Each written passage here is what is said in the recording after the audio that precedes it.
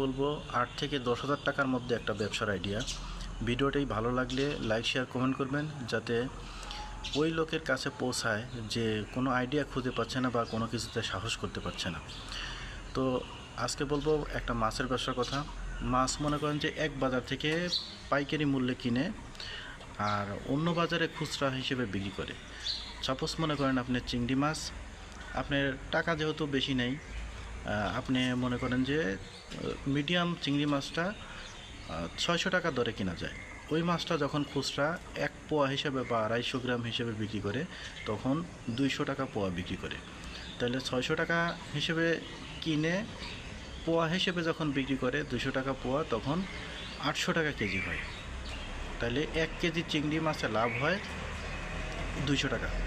দেখা যায় যদি সে 3 কেজি চিংড়ি মাছ বিক্রি করে একদিনে, তাহলে তার ওখানে কিন্তু লাভ হবে 600 টাকা। তো সে শুধু তো চিংড়ি মাছ নিয়েই বসে থাকবে না, পাশাপাশি আরও রুই মাছ থাকলো বা ইলিশ মাছ থাকলো। তো দেখা যায় যে মিডিয়াম সাইজ রুই মাছগুলো 220 বা 240 টাকা পাইকারি রেট, ওই মাছগুলো 280 টাকা বা 300 টাকা রেটে বিক্রি হয়। যদি 280 টাকা রেটেও বিক্রি হয়, যদি 240 টাকায় কেনে, তাহলে 1 কেজি রুই মাছে লাভ হয় 40 টাকা। সে যদি 10 কেজি রুই মাছ বিক্রি করতে পারে, তাহলে ওখানে লাভ হবে 400 টাকা।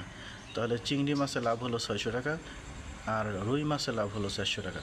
তাহলে 1000 টাকা কিন্তু লাভ হয়ে গেল।